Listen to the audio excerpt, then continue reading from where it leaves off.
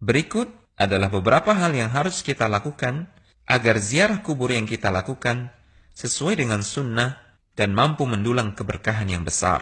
Pertama, berniat ikhlas lillahi ta'ala dan semata-mata demi mengikuti sunnah Rasulullah SAW. Niat inilah yang akan mendatangkan pahala ziarah kubur bagi pelakunya. Jika tanpa niat ini, maka amalan menjadi sia-sia. Karena Rasulullah SAW bersabda yang artinya, sesungguhnya amal-amal ibadah bergantung kepada niat. Kedua, melepas alas kaki ketika memasuki pekuburan kaum muslimin. Karena ada hadis yang mengisahkan bahwasanya Rasulullah SAW pernah melihat seseorang berjalan di antara kuburan muslimin dengan sandalnya. Maka Rasulullah SAW memerintahkannya untuk menanggalkan sandal tersebut.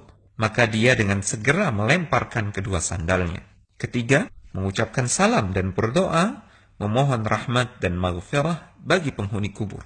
Rasulullah SAW mengajarkan kepada para sahabat yang hendak melakukan ziarah kubur doa berikut ini. Assalamualaikum ahlad diyar minal mu'minina wal muslimin wa inna insyaallahu lalahiqun as'allaha lana wa lakumul afiyah. Artinya, semoga kesejahteraan bagi kalian wahai para penghuni kubur dari kalangan mukminin dan muslimin. Kami insyaallah akan menyusul kalian. Aku memohon keselamatan bagi kami dan kalian. Keempat, berdiri di samping kubur untuk mengambil ibrah, merenungi kematian, mengingat nikmat kubur dan adabnya, serta kemana tempat kita kembali di akhirat kelak. Al-Hujjah.com.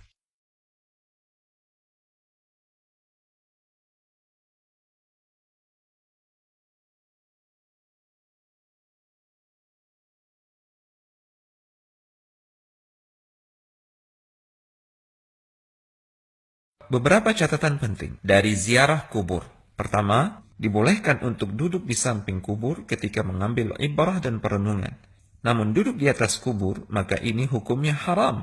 Berdasarkan sabda Nabi SAW yang artinya, Rasulullah SAW telah melarang untuk mengapur atau menembok kuburan, duduk-duduk di atasnya, dan mendirikan bangunan di atasnya. Kedua, tidak menyembelih kurban di kuburan, sekalipun diniatkan untuk Allah.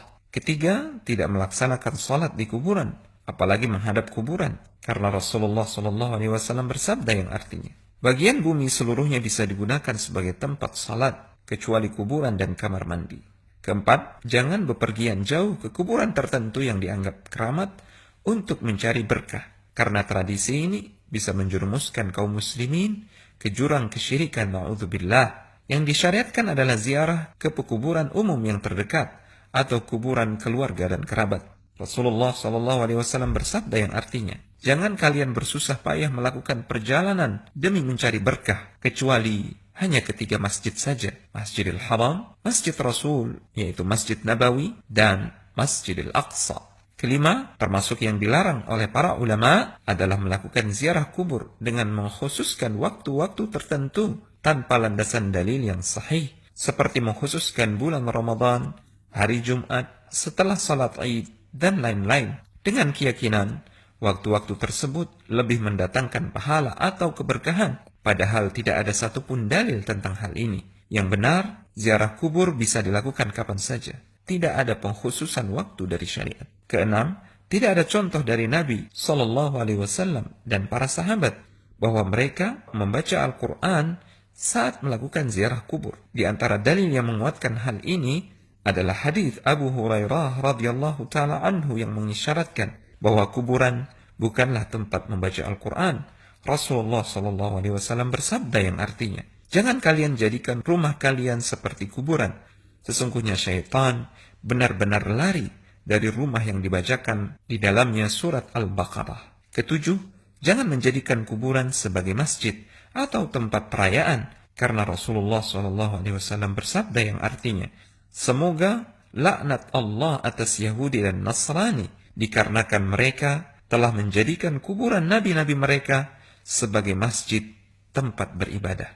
Al-Hujjah.com.